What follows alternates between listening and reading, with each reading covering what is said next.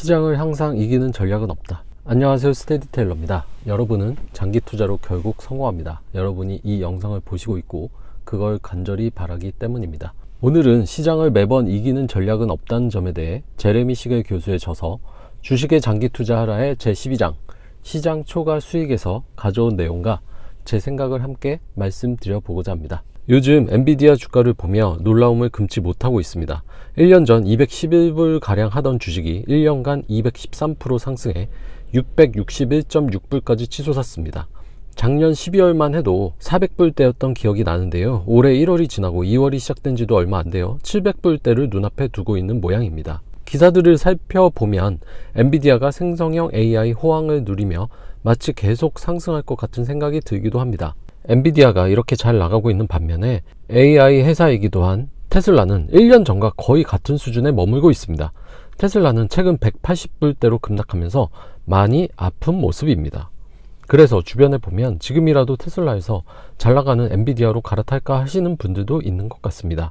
내가 가진 주식은 안 오르는데 다른 주식은 매일매일 사상 최고가를 외치며 잘 나가니 배가 아플 수밖에 없습니다. 엔비디아가 언제까지 이렇게 계속 상승 모멘텀을 타서 쭉 나아갈지 알 수 없으나 자신이 가지고 있는 주식을 인내심 있게 가지고 있지 못하고 최근 상승하여 잘 나가는 주식에 갈아타는 것을 반복하다 보면 큰 수익을 얻기는 쉽지 않다는 점을 알아야 할 것 같습니다. 사실 엔비디아는 별명이 행보디아였습니다.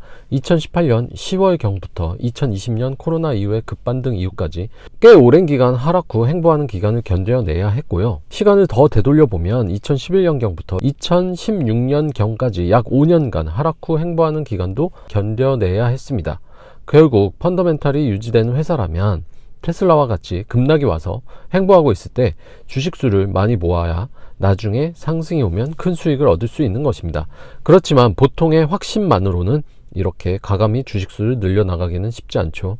밑빠진 독에 물 붓기를 하는 느낌일 수도 있고요. 최근 메타 주가의 차트입니다. 2021년 9월경 고점을 찍고 끊임없이 하락만 할 때 말들이 많았습니다. 2021년 10월 말경 페이스북에서 사명을 메타로 변경한 이후 378불 하던 주가가 90불까지 내리꽂았습니다. 그래서 이제 메타는 저세상으로 갔다. 이제는 페이스북에 애플을 집어넣어 만든 팡이라는 말은 사용할 일이 없게 되었다. 회복 불가능한 기업이다 등등. 그러나 이러한 말에 귀를 닫고 90불을 가던 100불을 가던 메타 주식수를 계속 늘려나간 투자자들은 지금 어떻게 되었을까요? 4배, 5배의 수익을 보고 있을 것입니다.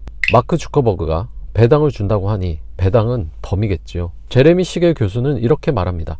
사람들은 시장 실적을 능가하는 종목을 선정하려고 이익을 많이 내거나 매출이 증가할 만한 회사를 선택하나 실증 분석에 의하면 성장률 높은 종목의 수익률은 흔히 평균에도 못 미친다고 합니다. 그러면서 IBM과 현재는 엑손모빌인 스탠다드 오일 오브 뉴저지를 예로 듭니다. 두 종목 중 하나를 선택해서 $1,000를 투자 후 받은 배당금을 재투자해서 62년 후인 2012년 말의 투자 성과를 비교해 보았습니다. 주당 매출, 배당, 이익 증가율 모두 IBM의 성장률이 스탠다드 오일보다 높습니다. 그리고 정보기술 섹터 비중도 계속 발전해서 3%에서 거의 20%로 증가하였습니다. 이렇게 성장성 기준으로 보면 당연히 IBM을 선택하는 것이 많습니다.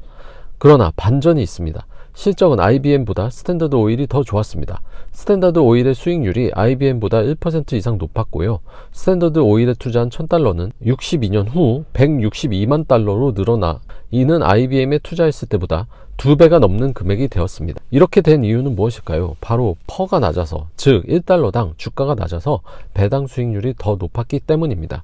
반면에 IBM은 투자자가 지불한 가격이 지나치게 비쌌습니다. 다음과 같이 스탠다드 오일이 IBM보다 주가 상승률은 낮았지만 배당 수익률이 2배 이상 높았고요.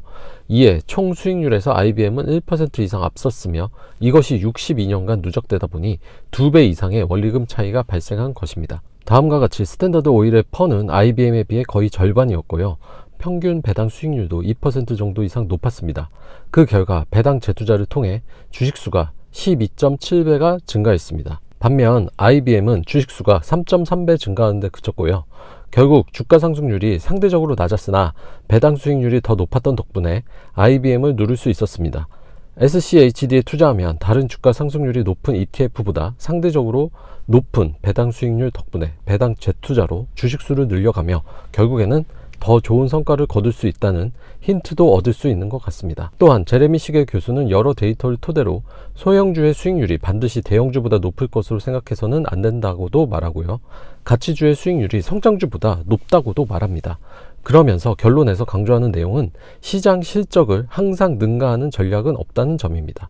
다시 한번 말씀드리면 시장 실적을 항상 능가하는 전략은 없다는 점입니다. 소형주는 한때 수익률이 높았던 덕분에 장기 실적 면에서 대형주를 능가했지만 대부분 기간에는 대형주를 넘어서지 못했습니다. 그리고 가치주는 대개 약세장에서도 실적이 성장주보다 좋았지만 침체장에서는 금융주 비중이 높았던 탓에 성장주보다 실적이 나빴습니다. 결국 엔비디아나 메타는 잘 나가는데 내가 가진 종목은 안 나간다고 갈아타거나 배아파할 필요는 없습니다. 이렇게 시장을 계속적으로 이기는 투자는 지속되기 어렵습니다. 펀더멘탈이 훼손되지 않은 회사라면 장기적으로 볼 때 언젠가는 시장을 초과하는 수익을 얻을 수 있을 것이니 인내심을 가지고 버티면 됩니다. 그러나 궁극적으로 이러한 개별 종목 투자는 웬만한 확신과 강한 멘탈이 뒷받침되지 않으면 흔들리기 십상입니다. 따라서 시장을 초과하는 수익을 지속적으로 누리기는 쉽지 않다는 점을 받아들이고 인정하는 것이 장기 투자에 있어서의 올바른 마음가짐이 아닐까 생각해 봅니다. 그러니 그냥 본업에 충실하면서 근로소득을 올리는 데 더 많은 힘을 쏟으시고 시장 수익을 지속적으로 얻는 부나 슈드에 대한 투자를 병행하는 것이 마음 편한 장기 투자로 보다 쉽게 성공하는 길이 아닐까요? 오늘은 여기까지입니다. 여러분의 성공적인 장기 투자를 응원합니다. 감사합니다. 이상 스테디테일러였습니다.